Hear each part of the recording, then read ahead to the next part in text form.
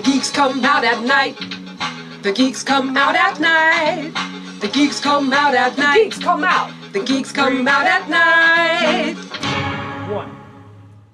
Hello, all you twitching crawlers out there. It is Wednesday night, so you know what that means. It's time to get down in the basement for Keep Crawlin with Mike and Brendan. And I am Michael Curtis. I am Brendan LaSalle.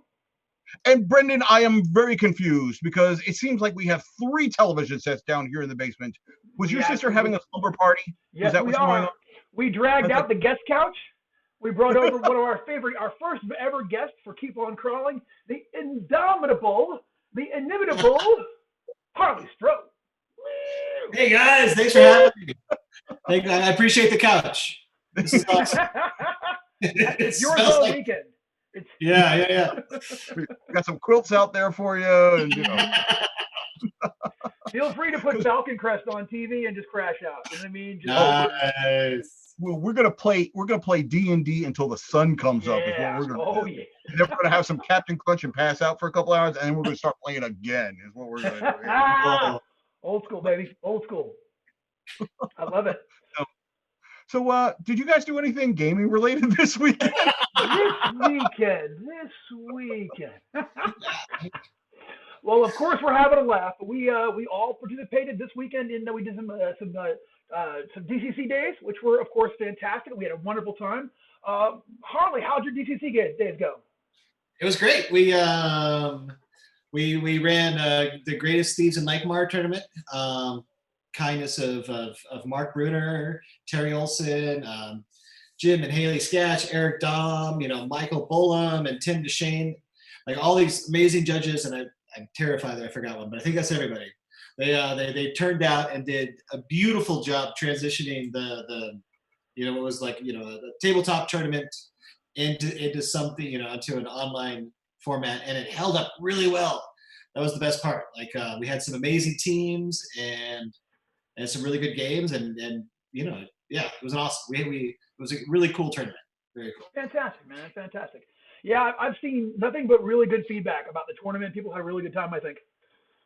And I actually had somebody leave. Somebody came to my Sunday night game, and they said at one point they were like, "I have to leave because we didn't think our team was going to be able to participate, but they made it in there." So at the last minute, we missed them. Their character wound up getting sucked into space in our last game and such. It was hilarious. So good stuff. No, it was cool, and it's amazing, right? Because you can sit back and we Mark set up these Discord channels, so you could pop into any one judge's channel and listen to the players. Like this one team, they're brilliant. They were the ultimate champions, but they would walk into a room, you'd overhear their discussion, they would solve the puzzle in like 30 seconds of stepping into the room. But all the players were so smart, they'd spend like the next hour talking themselves back from that decision. That makes me like their greatest enemy was themselves. It was amazing. Like room after room, they're like, oh, it's going to be this, this, and this, and then they just consider all the possibilities. And, fantastic. Anyways, they were our champions. It was a lot of fun. It was really cool to see, and it bodes well for Terry Olson and Mark Bruner's return to the Starless Sea. The next tournament we're going to hold.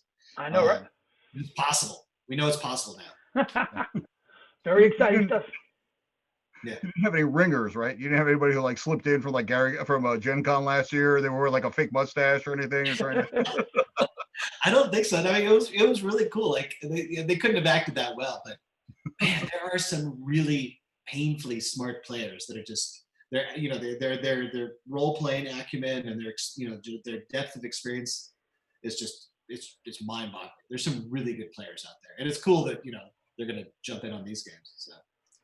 But yeah, Lake Mar, nobody's made it all the way through the third round yet, and if there's a real champion, it's Lake Mar. Winner and still champion. I love hearing that. I tell you, man, the city always wins. That's it. That's the thing about Lankmar, man. And the imperishable. Yes, that's right. Mm-hmm. Yeah. But how about you guys? Tell us about your DCC days. Brendan? I had it. Go ahead, Mike. Okay, I was all Shutter Mountain all weekend long for me, so it was nice because I've been so busy doing everything else for the last 5 years. I haven't really done much in the way of Shutter Mountain stuff, so it's always nice to go back there. You say all weekend long. Like how many games did you end up running? So I had 5 sessions of Oh the my God, Shutter dude. Mountain Sandbox, and the thing was is like supposedly you were allowed to, like, I was ready to run most of the Shutter Mountain adventures. I would, like, if you want to do the Chain Coffin, I could do it in 2 parts. Everything was good and everything. But one of the ones was an adventure that is not published yet, and I've only run it at ShireCon last September. So like I mentioned that in basically the instruction document that went out. Mhm. And I think most people kind of like locked onto that, like, ooh, something that has never been played before. So I had 4 out of 5 groups went through that one. And as I mentioned, that's like the most vocal demanding on me, because there's like an entire family of Shud folk that you kind of, you have dinner with, and you meet the entire family, and stuff happens. So it's very important that you care about the family. So, so that, Well, and you're an actor, so you've assigned like different voices, I assume, to like, well, here's wee Shud folk, and here's Granny, and here's it's more building like the picture. It's like because there's some young kids, and you have to be the young kids, and of course if you're 8 to 10 years old, and like if you're Shud folk, and a dwarf comes to the house for dinner, the kids are going to be very curious about the dwarf, and so there's a lot of dwarf building, and when the halfling shows up, and there was this argument about like the kids want to have hair on their feet, and and one of us is a baby girl, one of us is like a 10-year-old girl, and she wants hairy feet, and mom is you will no daughter of mine is going to have hairy feet, you'll get hair when you get older, but we're not going to have that discussion here, so there's a lot of that going back and forth. That sounds exhausting. No. That sounds for 5 games. Yeah. Yeah. Wow. So it was good. We did 4 sessions of that, and then 1 hex crawl, which was literally you guys, you're going from point A to point B, and the plot kind of develops as you go. So there was a lot of me rolling dice, and like, okay, random encounter, what does that mean? And then just kind of riffing off of that. So filling up 4 hours of whatever. I wasn't really even using tables. It's just like, all right, I'm going to roll 2 dice, and if they're both high numbers, then something good happens, and if they're both low, something terrible happens, and if they're mixed, something mixed happens. So Cool. that was good. How about you, Brendan? Man, I had a great time. I ran I mixed it up this time. So I ran 1 X Crawl, 1 Mutant Crawl Classics, 1 Dinosaur Crawl Classics, and then I ran 3 DCC games, including the Colossus Arise by Mr. Harley-Stroh, which was of course fantastic. And my first time ever running that one. I was really excited to do that for the DCC Prisoner Exchange. And I was just thinking, like, if we ever did a DCC extended HBO TV series, the finale should be Colossus Arise. That should be the last 4 episodes, of our intrepid adventurers. I don't know, maybe one of them's Haley Moore. I don't know. I'm just spitballing here. But they go through and just either save the world or fail the world, and the Colossus arises at the end. They got to deal with that. So it was fantastic. I had a really good time. I was exhausted. I think that I learned that even more so than at Cyclops Con, it's conventioning from home is harder. Thursday, it really is. Thursday, I finished the game on Thursday, and then had to go run and cook dinner because it was still my night. Yes. Walk the dog. It wasn't just ordering pizza up to the hotel room. You know what I'm saying? Like, dog had to get walked, dishes had to get done. So yeah, but it was fun. So any hard-earned lessons from running a level 8 DCC game that you can share with us? Oh yeah.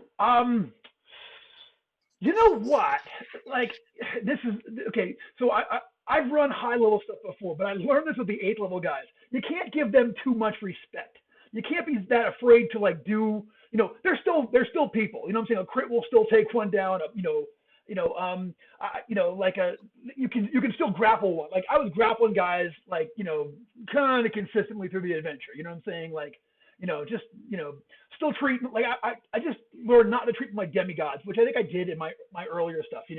But I actually have I made up some pretty involved 8th level pre-gens that actually, if you want, I'll send them over to you, because I gave them like named magic items, and because there's an area in there where without spoiler alert, there's an area in there where your corruptions really matter. You know what I'm saying? Like, if you have corruptions, there's that one spot where you get compelled, and so I actually went through and came up with corruptions for each one of them. You know what I mean? So like the elf had corruptions, the wizard had corruptions. So like, if you're to add corruptions to the character sheet, well, then you have to do magic items, and they have to have names. And then, you know what I mean? Or it doesn't make any sense after a while. So I put in more work for Colossus Arise than the other 5 games I ran this weekend in toto, you know. But it was a great way to kick off my con, and I really, really enjoyed that. And I want to run that again, but I want to take my time with it, and because I did it in such a way where I thought they could finish it off. Like I had them get transported into like directly past the slave pens into that first corridor, while the armed forces of the world all amassed and fought the second generations. What are they called? The Sons of the Second Ed, or whatever they're called. The Sons of the Second Ed. So like they were inside dealing, you know, trying to figure it out, trying to stop things, while the army was outside fighting the other ones and such, you know. And I want to do the whole thing. I want them to sneak past the army and find the grotto and the mysteries that are all out there in the ruins of the city. I mean, you know, give me more of that. And hey, that was my first genuine Punjar adventure. That was pretty exciting. That's all. Well, thank you for running. I appreciate that a lot. That's awesome. I appreciate you writing a hell adventure. I really enjoyed that. And I've wanted to run that for a long time. You know, like that was one, I got that, and I just got sucked in by the cover art, and it made me want to do more. So, you know, I want to do it forever. I finally had the opportunity. It was magnificent. I had a great time.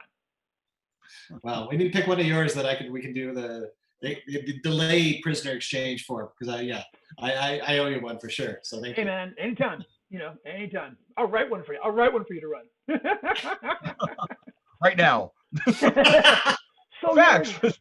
Strangely enough, the topic of tonight's show might fall into this, but I see that vaguely through the mist over there. It looks like we got something between here and the time we get to talk about that, though. So I think it's about time, though, to start talking about some treasure. What about it? What do you guys think?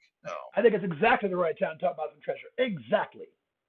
So, regular viewers know it is now time for Treasure Type U, where we invite you, the viewer, to submit interesting stuff in your RPG collection and talk about why it means a lot to you. And because we have drafted Harley to come in tonight, guess who gets to reveal his choice for Treasure Type U? Damn. Harley, what did you bring to Geek Show and Tell? Let us know. As Brandon would be the first to tell us, you know, the real reward that we earned on this adventure was our friends. So I brought. A few years ago, when Doug was first exploring his homeless lifestyle of just traveling to and fro, you know, like various countries in South America and driving, he stopped and stayed at my house for a little while. And over it was somewhere near the 4th of July, and so we had these, you know, you remember those little black magic snakes, you know, they're like a little black pod that you light it and absolutely. Yeah. Okay. So anyhow, so we were playing with those with the kids, and Doug Kovacs, who finds it impossible to not transform anything into art, he drew a Medusa. Only we lit all the little black magic. He drew a Medusa out of my daughter's and my son's sidewalk chalk, and then we placed the little black snakes on top of the Medusa's head, and we lit them all. And so there was this 2D Doug Kovacs Medusa face with all these 3D black fireworks snakes coming off of it, and then that morphed into you can see he drew. The Lost Gardens that, you know, from Journey to the Center of Aerith. You know, there are these horrific slavers, and, you know, so he illustrated that, and we were lighting fireworks on top of that. And the best part of all this is it's Doug being Doug, and makes beautiful art that, you know, in any other context, you know, I can't afford his artwork. And then here, you know, it's like you know, Picasso shows up and he draws something on the cafe table that the waiter, you know, walks by, you know, 30 minutes later after Picasso's left, and just wipes it away, right? And it vanishes and it's gone. And so, you know, so dear to my heart was Doug's visit and the time that he spent with my children, like painting with Stella and Jacob, and, you know, teaching Jacob how to play basketball, and then also, you know, doing this chalk art on the ground. So that's my treasure type is something I'll never get to see again, and unless so there we are. Very cool. Yeah, it was awesome. We're back. It was really cool. Well, that was awesome. Yeah. Doug gave me one of his originals from it was for the old god. It was the old god. Yeah, the old God's Return. I think it was like the pencil sketch of the old God's Return. He gave that to me at North Texas a bunch of years ago when I quit smoking. He was like he heard that I quit smoking, so that was my reward. So That Cool. is not too shabby. That's awesome. Yeah, I bought a Doug original that I fell in love with. It's one of his Red Door series. If you've ever seen that. Oh my God! Seriously? Yeah. I was like my Wow. big, like I think I had just gotten like book money for something I had written, and decided I would splurge and get myself an original piece. Thank you. And so I think I have Red Door number 9. I think I have it. It's fantastic. It's like the highlight of my art collection. I own just a very few pieces, like a few original things. Uh-huh. And they're all from our circle. I've got a Stefan Pogue, and I've got a really cool one. William Macguffin did. Like he actually, he drew 2 illustrations for Neon Nights that are both. He just drew on the same page, which I can't even imagine. He gave me that page out of his notebook with the one on the bottom and the one on the top. He must have just done it in one go. Just like, oh, it's done. So, just magnificent. So do you know who owns the Errol Otis from Sunless Garden? No. Oh. What I wouldn't give. What I does he sell originals? I mean, I can't imagine he doesn't. But I don't know. yeah. Yeah. I presume so, right? Like they make a little bit of money off the licensing for the adventure modules that they actually sell the art to collectors. I don't know that I'll ever be able to ask him, because every time I see him, I lose my crap. He's the one guy in the industry that I just can't be cool around. Like in my mind, the D&D of my youth looks like his pictures from the Rogue Gallery and from all those other. You know what I mean? Like that's how I always picture D&D with those. So I can't be cool around him. Come on now. Well, when I win the lottery, I'll know what to get you for Christmas then. I'm in.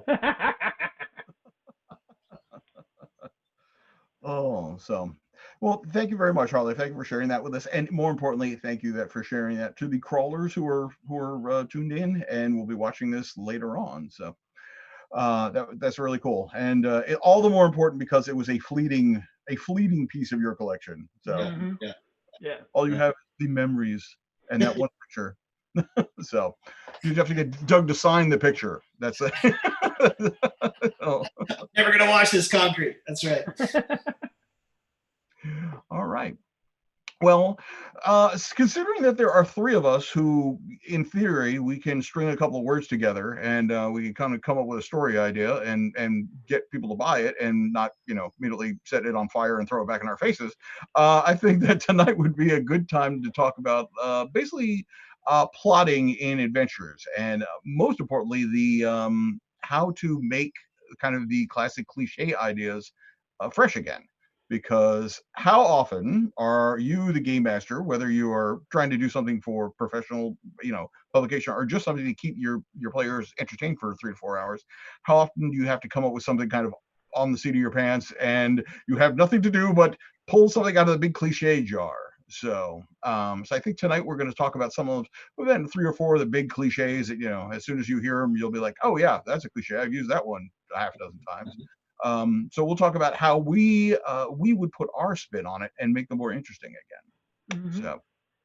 So I hope everybody's got their thinking caps on, and so I think Brendan, you want to act as kind of the throw them out, and then kind of give us a cliche, and then we'll riff off of it and kind of come up with that. It would be my great pleasure. Okay, so how about for our first one, we go to one of the absolute classic fantasy tropes. It's been done 1,000 times. You've riffed it. I've riffed it. Rescue the princess. It burns. Okay. Yeah. All right, Harley, you're the guest. Let's say I gave you a mandate. I need a Harley Stroh adventure, and it's got to be involving rescuing the princess. What do you go with? How would you put your spin on that?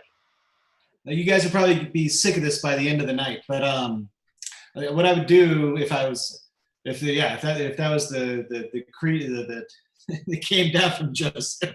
Well, first off, I'd turn it in 2 months late. That's the very first thing I do.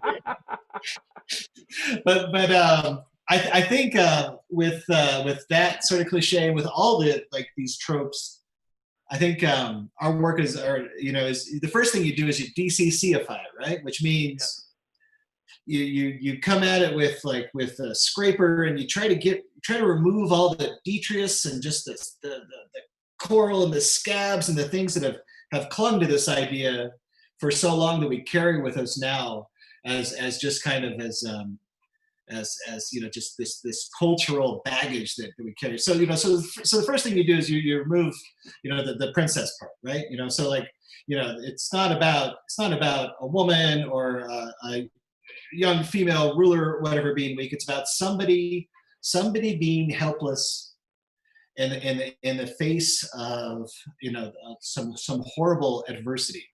And I don't know your guys' backgrounds, but I think we can all think about a time in our own lives when we were absolutely helpless against the world, and we were absolutely powerless to enact any change. It's not because we know ourselves. It's not because you're weak, but you're just powerless to affect any change against this world, this malevolent world that is just working itself upon you. And at that point, you have a lot of empathy for whatever is the stand-in for the princess, right? Because it's not that person's powerless, but that something has created this situation where that person is absolutely unable to affect change. And I think to my own lives in those times when I needed the world, something exterior from me to reach in and save me, because I was utterly incapable of doing it myself. So you look at okay, all right. So you look at Robert E. Howard, right? Tower of the Elephant, right? And so there's Yag Kasha or something. There's the elephant. Yeah, we're talking about elephants again. You can flash up the previous image. There's this elephant god king, right? Who taught magic to Yara, but has since been rendered utterly helpless, trapped within a tower, utterly helpless to free itself from this imprisonment. And it takes this outside motive force that has no relationship to the Elephant King god to enter the tower and upset the balance and free the princess. Only in this case, the princess is this hideous elephant-headed god thing that Conan actually has to stab in the heart and kill it in order to free itself. And so, but that's a free the princess sword and sorcery story right there. Only there's no princess involved, but there is a tower, and there's this thing that's there and helpless and unable to affect change.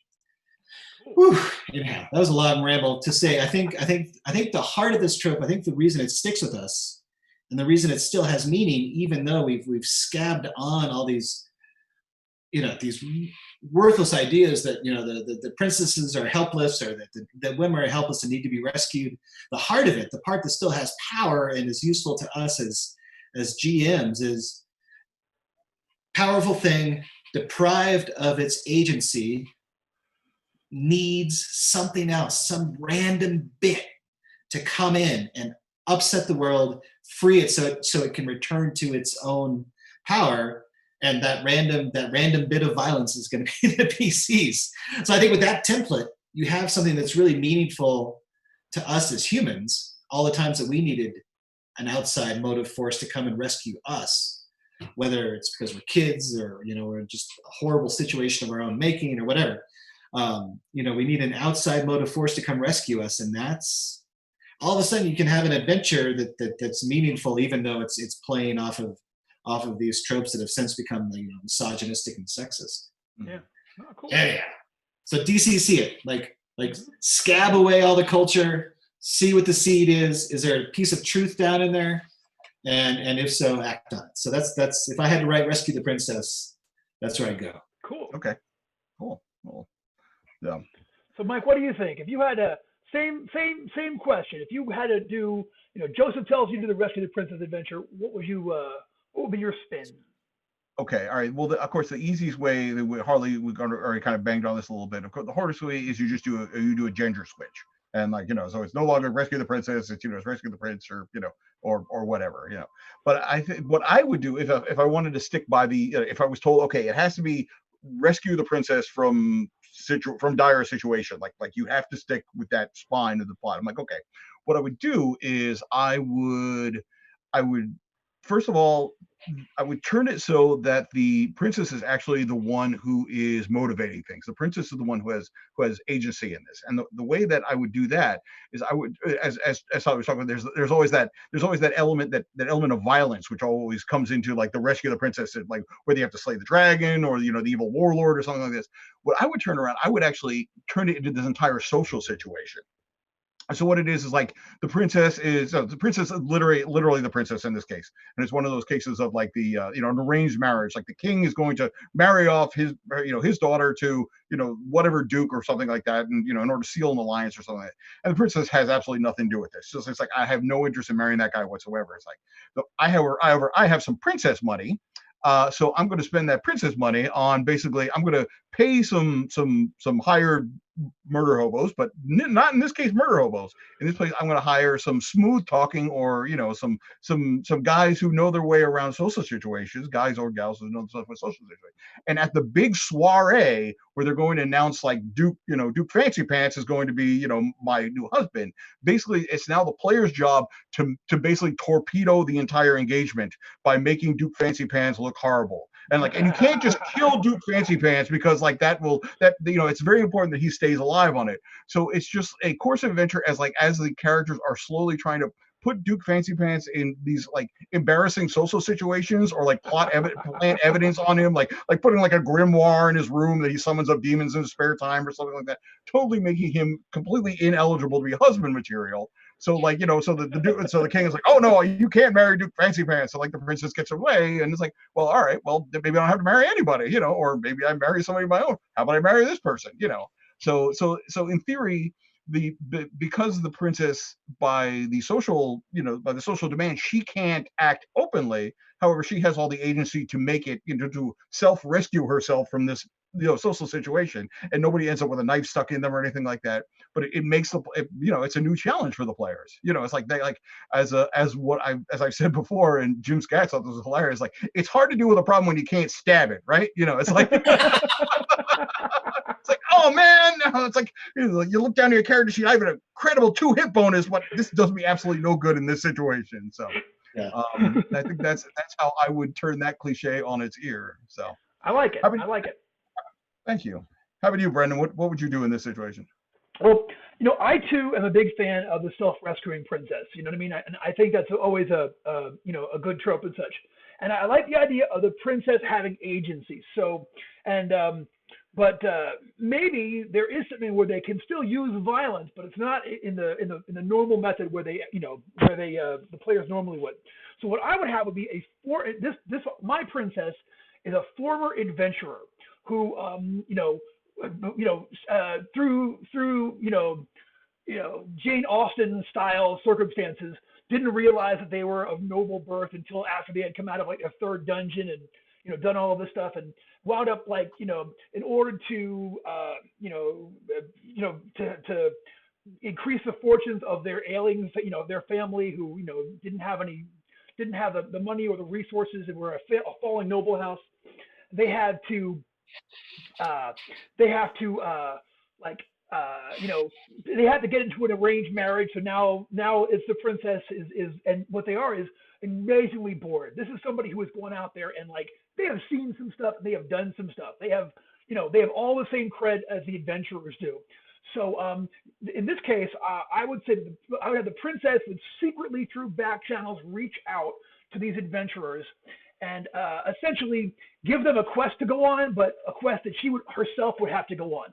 My players would have to rescue the princess from ennui.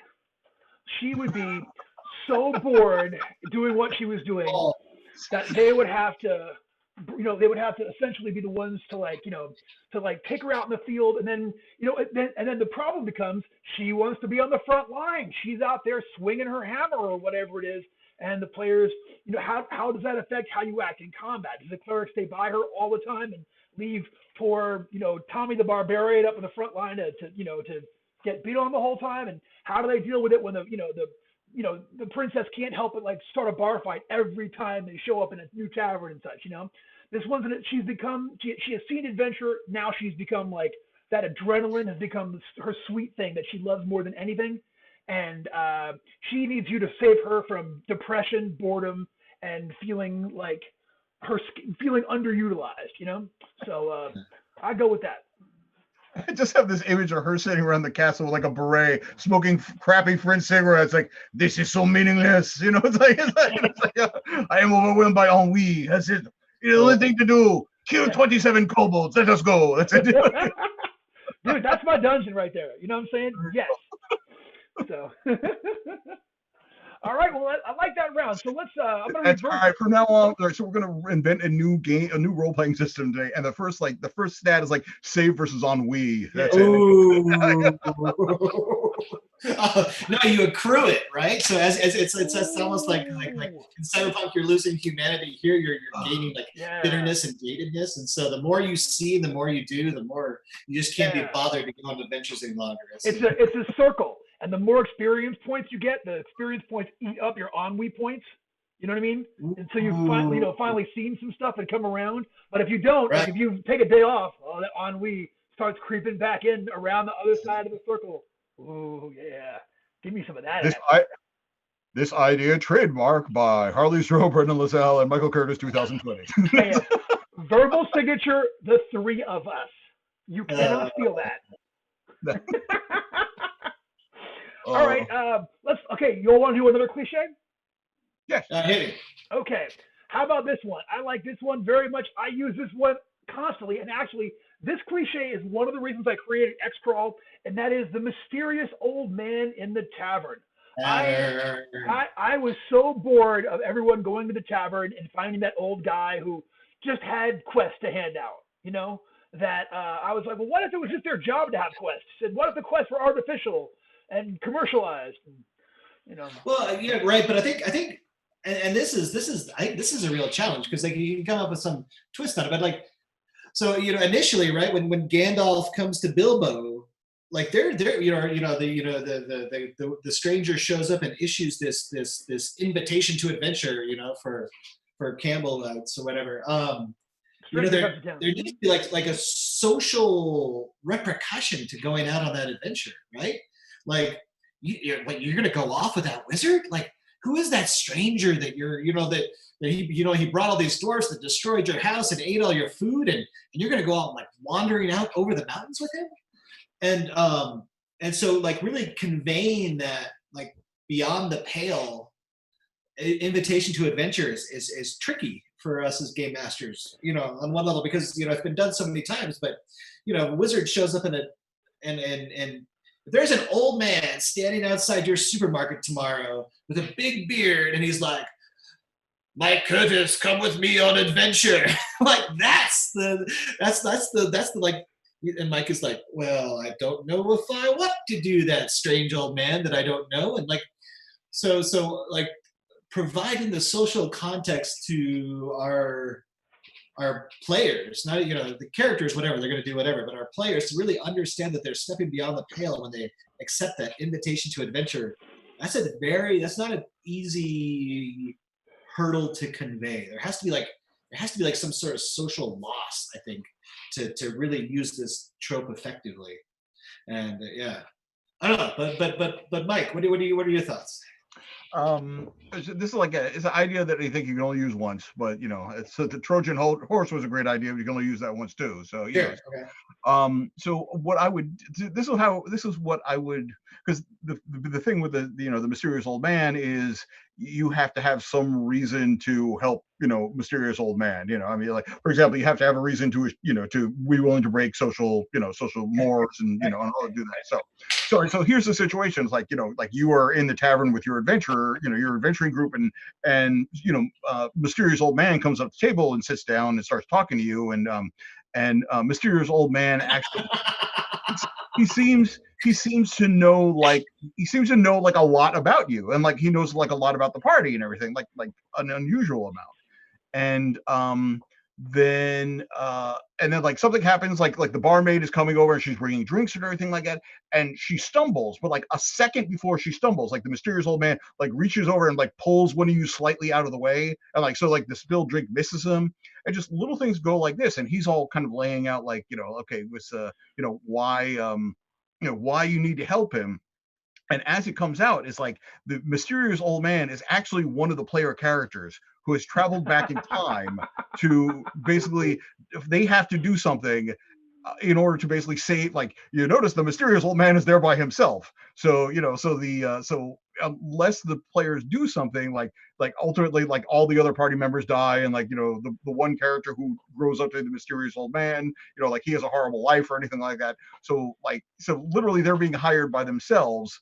So this entire thing is self-serving, but it gives them a reason. Okay, other than, all right, we will go and rescue the princess because we've got nothing else to do this week. I mean, literally they're the Terminator 2 thing, but I mean, it's definitely memorable. Like, hey, remember that time we hired ourselves? Like, and if you really want to pull it off, like you don't let like somehow you kind of hide like which one of the party members is the mysterious old man. It's like, oh my god, like he could be any of us, and then that means that if we don't help him out, like the rest of us are dead. So it gives everybody like a reason to do that. So I would do that. So two things. One, mild-mannered gamer writes, the crazy old timer in the tavern is the princess in disguise. I think our work is done here now. Mild-mannered gamers. Nailed it. Done in one. Outstanding. But there was an issue of DAC Ultimax Crawl where you could be your own patron. Do you guys remember that? So I'm a wizard in DCC, and so I'm a patron, or rather I learn my spells from a patron, and my patron is actually me, hyper powerful 500 years from now, that I'm learning spells from. And anyway, but yeah, that's cool. I love it. That's really cool. Yeah. How about you, Brendan? You are the mysterious old man in the tavern. Okay, so mysterious old man in the tavern. Here is what I would go with. I would make it a trap.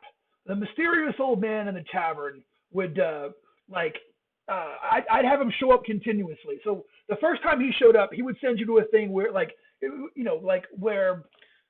he would send you to a place that was so full of horrors and destruction that there's almost no way you could survive from it and such. And he's asking that someone goes there and either rescues someone who was there or promises amounts of gold, but it never shows up. And the adventure winds up being an incredibly dangerous wash. And then later on in the campaign, they go to another tavern, and here's the same guy with the same bullcrap story. And as it turns out, he is just some sort of dungeon advocate that just is like trying to send people over to this place to feed the monsters that are there. They have an arrangement with him where they allow him to, stay alive or something like that, as long as he keeps sending fresh meat for the dungeon, in order to go over there and get dealt with. So eventually the quest becomes to stop that old man, because he's sending people every week, a generation, of bright, young, talented adventurers lost to this mysterious old man that just keeps showing up, traveling from city to city and saying, yeah, and he has at some point they would catch him, and his briefcase would fall open or whatever, and there would be 15 identical maps. You know what I mean? Because he's literally just keeps sending people to the same place to die. And I would have it where he would be he would not be your friend. He would be a friend of the dungeon, and it was all there trying to there to give you grief. I think would be a fun way to do it. And that's cool. His name is Mr. Johnson. That's well played, sir. Yeah. Shadowrun. Yeah, that's awesome. He works for DMFS, the Dungeon Monster Feeding Society. Oh, nice. That's cool. Or it's like two kobolds in a trench coat with a rubber mask on. Well, three. They have to get tall enough, right? Yeah. It'd be funny if the mysterious old man was just a kid, like a 10-year-old that was like, I have a quest for you. Like, kid, what are you in the terror? Don't you worry about me. Just to flip it on its head that way. The mysterious old man being this maybe they're an adventurer that went out and something happened to them and that caused them to regress and become a child again, and now they're trying to get you to go and kill whatever it is that cursed them. That might be fun too.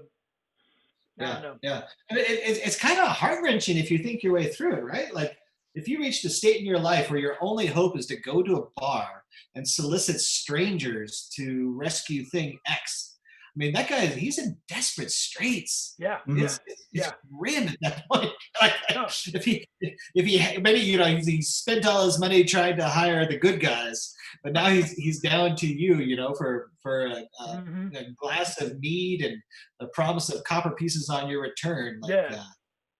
Like, so. Yeah, I don't know. You're exactly right. Yeah. Try. You know, here's a test for anybody watching at home. Go to Ruby Tuesdays tonight. Sit at a bar. Try to give somebody a quest. See if anybody there you think might be able to handle whatever it is. Good luck with that. You know. Right. Ugh. You've tried the best. Now try the rest. That's it. You know, it's like Conan and the Grey Mouser and Fafford weren't available this week, so I've got to jumped up Gong Farmer and, you know, potato farmer. we are Plan B. Yeah. Plan DCC is what we are. Oh snap! Oh, I love it. That's all right. Next convention T-shirts. We are Plan DC. We are Plan. I love that. All right, guys. But the tropes don't stop till we get to the top. So let's look back at the big board and see what else we have. All right, here's one for you. But this one is actually, I find this the hardest of all of them because it is, it's so fundamental to storytelling. You know, there are only so many kinds of stories, and one of the key ones, and that's huge in fantasy, find the MacGuffin. You know, so you have an object, it needs to be found or discovered or found. I mean, you know, most real world quests, if you think about it, are find the MacGuffin. You know what I mean? People who go out and hunt for treasure or a rare bird or a cure for a thing. You know what I'm saying? It's so fundamental. Yeah. So take it. So like, let's say you had, you know, the word comes down from on high. Joseph's like, we need more MacGuffin adventures. Stro, I want a MacGuffin thing 2 months late from you. What's it going to be? Right. So I turned it in 2 months after those 2 months were already late. Damn, hard. Right, you know, it's going to be MacGuffin is literally finding Harley's adventure. That's it. Hold on, guys. Wait, what was that again? But you know what would be cool? Here's what would be cool, because and I ran into this, you know, so I'm running a weekly game for my library group, this awesome group of kids that, you know, we used to play twice a month in library. Now we have a lot of time on our hands, and so we're playing every week. But all of the characters, they all showed up with some random object in their backstory, which wasn't me. I didn't prompt them for that. But you know, one of the characters, a female, also her player is a female. She has this bone ring that she didn't understand what it was from, and she's a halfling with 2 hit points. And we found out that there's this goddess of undeath was unseated by Orcus. The goddess was shattered into 1,000 pieces over 1,000,000 worlds, and this halfling and her bone ring they're just one tiny shard, one little 2 hit point shard of this former goddess of undeath. And so now my little halfling is hell bent. I think she has she's 4th level. She has 8 hit points now. She's hell bent on unseating Orcus. Casting down the god of undeath and resuming her rightful role as queen of the undead. Anyhow, so I think MacGuffins work really well when the characters and their players are attached to them. So if I had to write a MacGuffin adventure, part of it would be the MacGuffin isn't established. What it is determined by feedback from the actual players, and so maybe it's like a random table or something like. Because, you know, it's so common that you can use any hundreds of stand-ins, and so maybe it's the one ring, or maybe it's, you know, maybe it's the dragon lance, or maybe, you know, it's you know, this one sword. You can, but if you tailor it to the characters and what their players want to accomplish, all of a sudden they're more motivated than just, we have to solve the demon invasion by traveling here and picking up object X. But if it's if it's true to them as characters and players, then all of a sudden they're actually motivated to go about and do that. Yeah. I don't know. How about you, Curtis? You're number 2 for all these. What do you think? Okay. So in most MacGuffin adventures, it's the like the first person to get the MacGuffin wins. Like, that's the Sure. obviously that's it. So let's make it so like you have to end up in possession with the MacGuffin, but like you can't end up with it too early. Like so like say the king, the king has decided like he wants like an inferno dragon for his menagerie or something like that. So he wants to get like an inferno dragon egg. So like, okay, so like, so everybody's going for the inferno dragon egg. So not only do you have to kill the mama inferno dragon, but here's the problem. When the inferno dragon egg hatches, like it destroys like a city block, it's like, so it's just, it's a massive fireball when it goes off. So you don't want to be around, like they don't want to be the first one to have the MacGuffin, like, because it will incinerate you. But like then it imprints on like the second, like after it burns down the city, it then like a duck imprints on the first thing it sees, like after that. So Right. like you have to be lurking nearby so you're not like blown up in the city. But you have to be able to get there close enough that you're like the first thing the Inferno Dragon sees, because then it will follow you around and you can bring it to the king But of course, then there's other people who are like, they want to be the first one to see it, so they're trying. So it's basically it's like hot potato. It's like, oh crap, not the egg. Wait, hold on to it yet. So we have to pass it on to somebody else, so it burns them down. No, you take the one ring. No, you take the one ring. I don't want it. You take the one ring. But I don't want to get too far. That's fun. Yeah, I like that. That's really cool. And that would be stressful. That would be a really, like, I could just see players overthinking that, literally handing to the cleric and making the cleric like walk up ahead of them. You're the most likely to survive, or whatever it was, I think that would be cool. That's very hip. But how about you, Brendan? MacGuffin. Okay, so this is honestly the hardest one for me, okay? And when I get stuck in a creative thing, my first instinct is always to flip it. It's the most basic thing, you know what I'm saying? So I would flip it. I would say that in this particular adventure, I would have the players are hired by a mysterious man in the tavern in order to go. With princess. Yep, the princess, who's the princess's concubine, I guess. I don't know. Sends them just to go and like be a witness to a thing. They have to actually go and like he's like, all I need you to do is go and see this thing. This is pick whatever it is, a waterfall, a geyser of fire someplace, a particular array of stars and planets, but that has to be seen from a hilltop at night. Okay. And then it would turn out that individual is putting together an infernal ritual. And one of the components is some hair from somebody who has seen that thing. So once you guys go out there and once you've actually witnessed it and such, that's when the real hunters come after you, because you, the players, are now the MacGuffin. So like now you're on the run from rangers and monster hunters and all kinds of stuff who are trying to track you down for whatever it is, the eyeball, the skull, the spleen, whatever component they need out of you in order to do this, And then once the word gets out, I think other people are trying to rescue you in order to harvest those things for themselves as well. So I don't even know how that one would end. I think someone's had to die. You know what I mean? Pretty much. Like they would literally have to double back, track down all the people responsible, and just murder them all, or find some way to render themselves valueless. In other words, to negate it. And I don't even know what that would look like, but that might be fun. Right. I think like they have to find like the one wizard who can wipe their memory.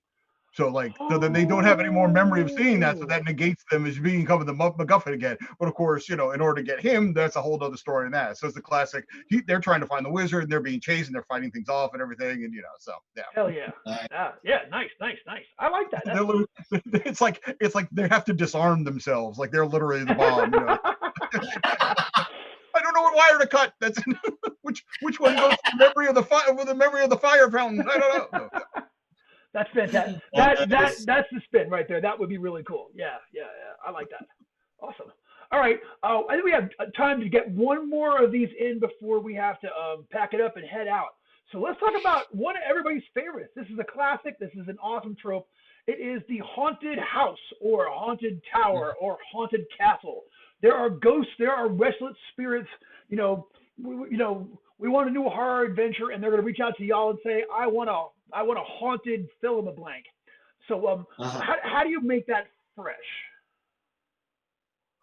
Well, have you guys read Rage More? It's like a comic. There's like Richard Corbin and Jan Strand. I'm probably mispronouncing his name. I have not.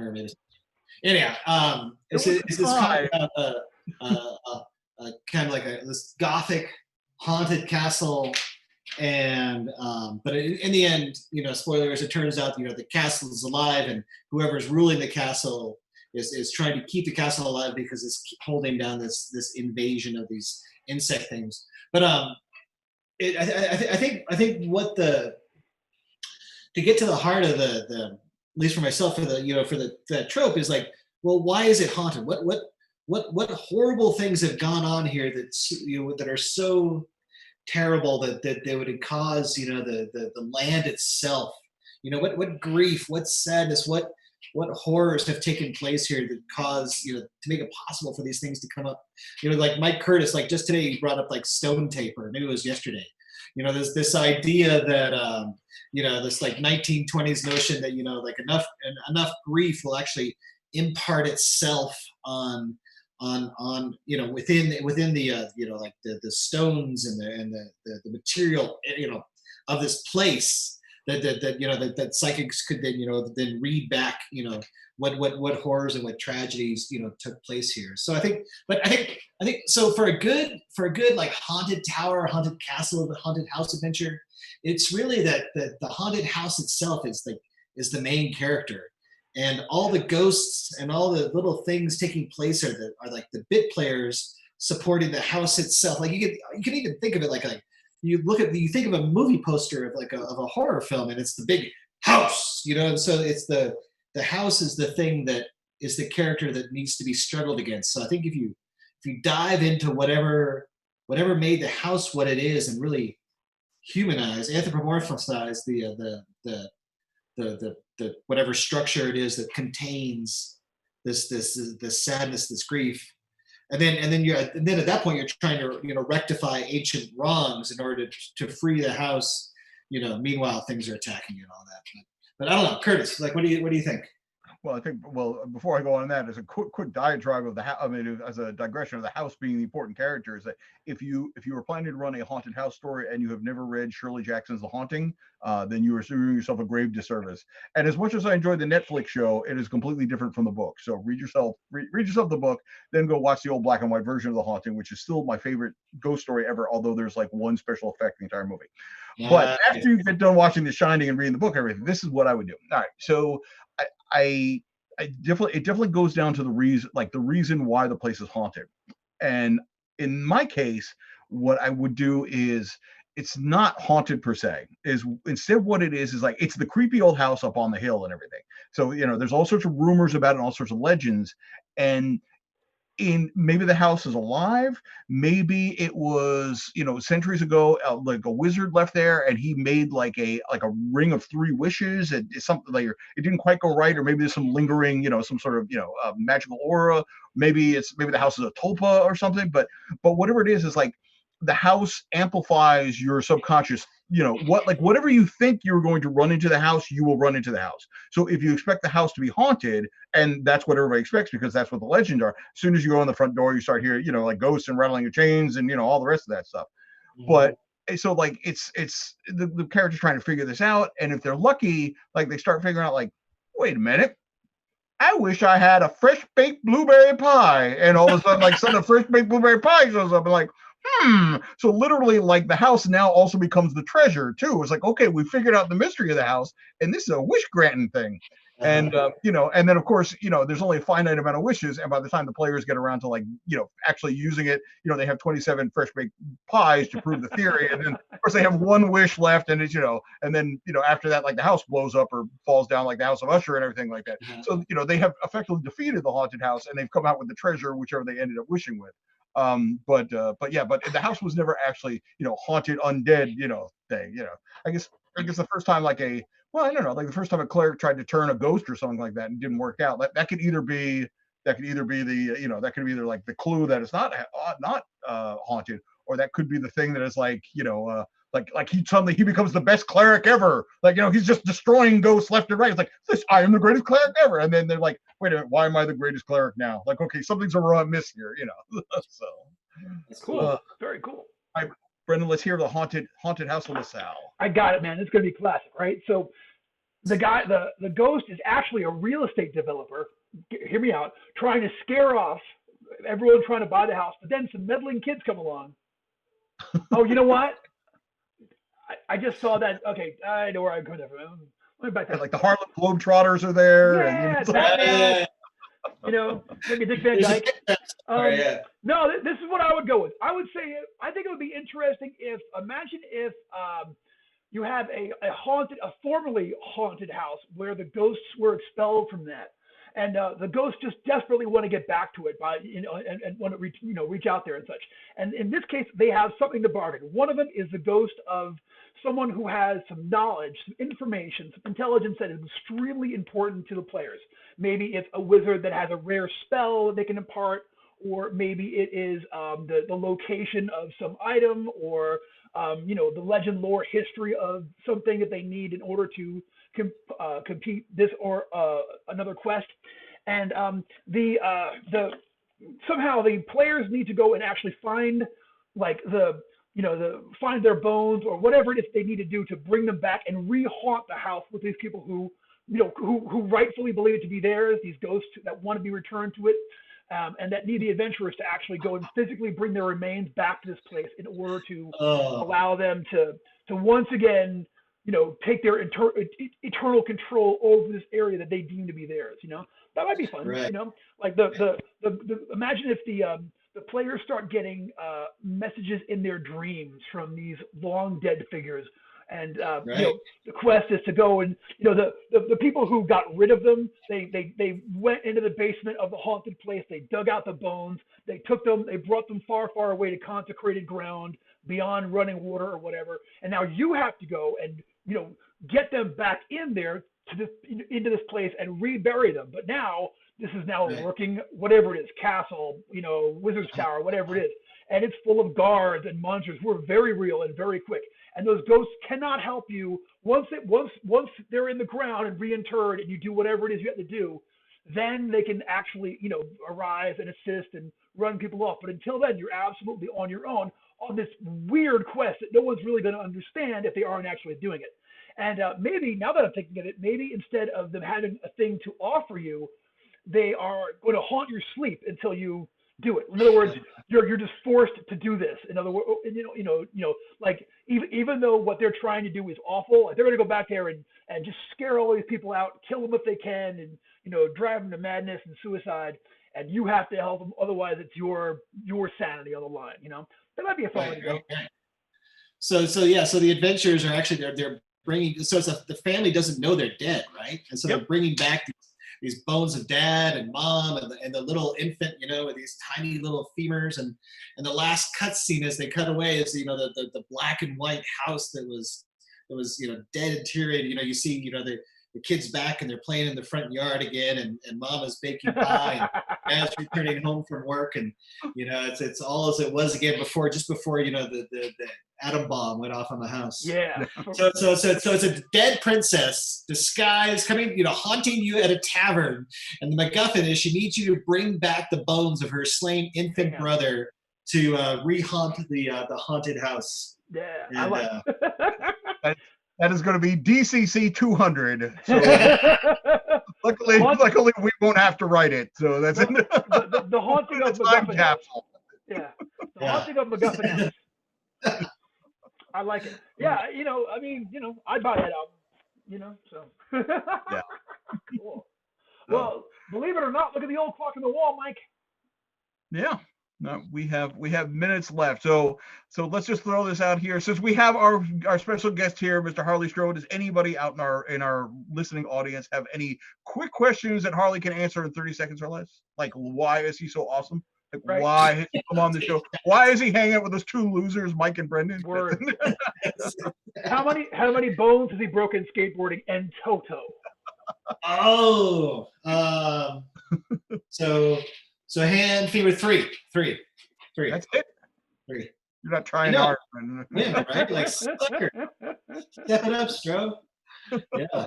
Cool. Although the weather's gotten really good right now, so I've been out and we've been out and about. And Hectophonic anticipated my question. It says, "Why are you so cool?"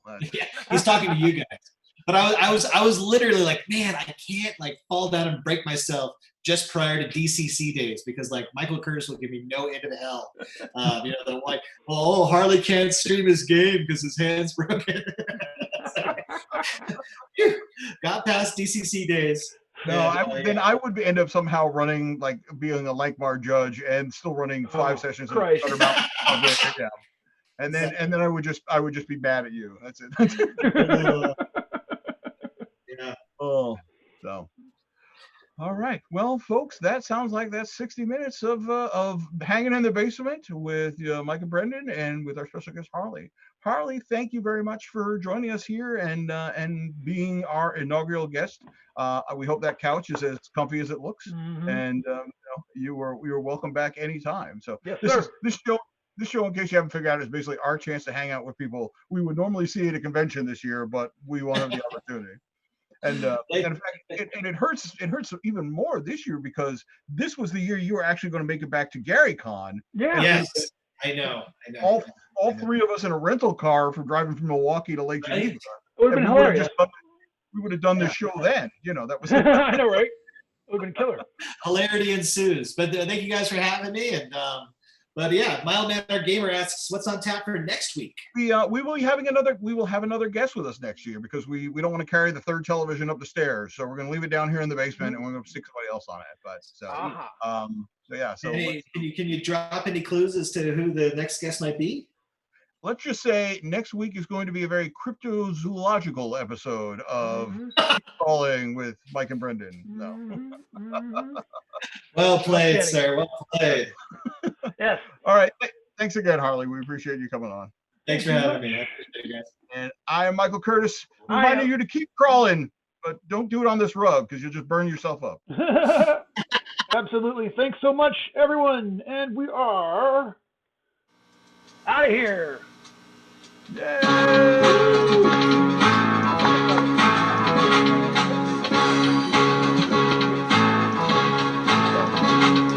The geeks come out at night. The geeks come out at night. The geeks come out at night. The geeks come out. The geeks come out at night.